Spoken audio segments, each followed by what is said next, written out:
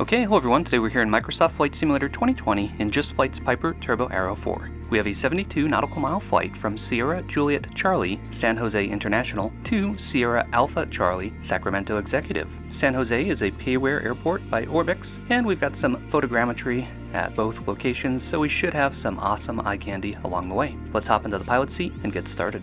I picked up San Jose a few months ago on sale. I think it's better suited for airliners than general aviation, but we do have a signature ramp here to park at, so we'll be departing from there today. As we run through the checklist, I'll take you through the flight brief. So we're taking off from San Jose, which is a Class Charlie. Part of its airspace is underneath the San Francisco Class Bravo, so we do have some complex airspaces to keep track of as we depart the Bay Area. We're heading to Sacramento Executive, which is a Class Delta, so that'll be much easier to manage. And we're going to use two VORs. We've got San Jose VOR, which is right at the departure end of the runway, and Sacramento's VOR, which is a couple miles from the airport. On the sectional, you can see that the first shelf of the Bravo starts at 6,000, then it turns into 4,000. That's just past the stadium. So our goal is to turn at or before the stadium and intercept the radial that connects San Jose and Sacramento's VORs. That radial flies a heading of 360, so due north. That should be pretty easy. We've got some mountains to our northeast, but our path should keep us clear of them. We'll be flying up to 7,500 feet for this trip.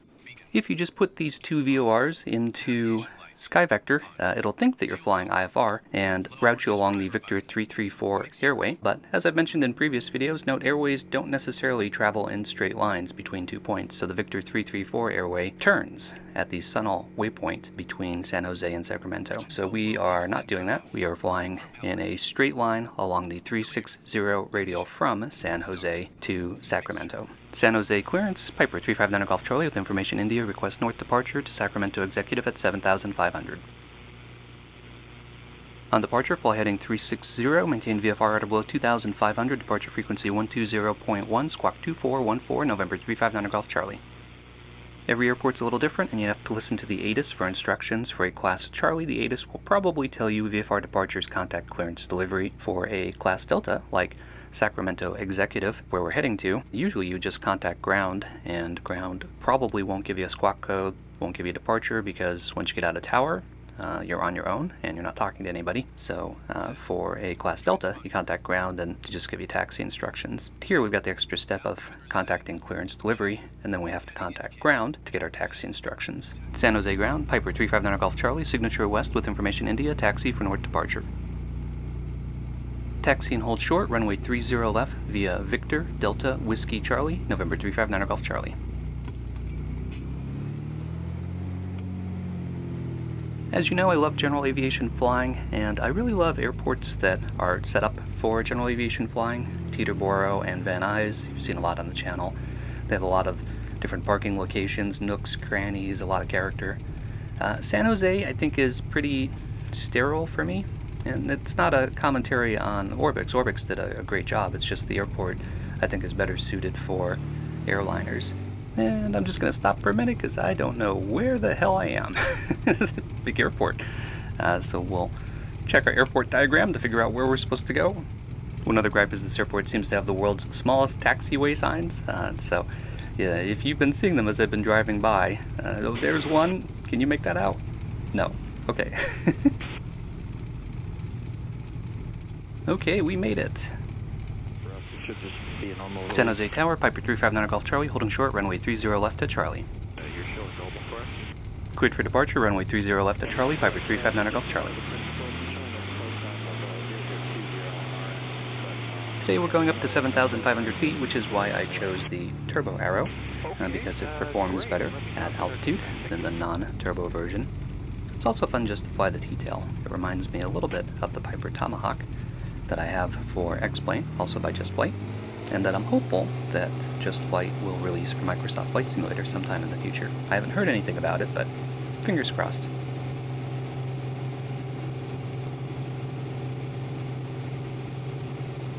We've got live ATC on in the background. There just doesn't appear to be much live traffic currently, so it's been pretty quiet on comms.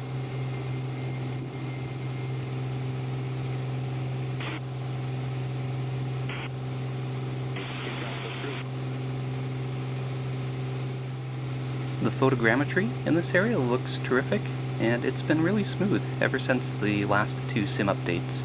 I'm getting much better frame rates, and I think that the last update helped a lot with the stuttering when looking left and right that I would have, so you notice that was pretty smooth there. Alright, we're going to make our initial turn to 360. 2775 ground.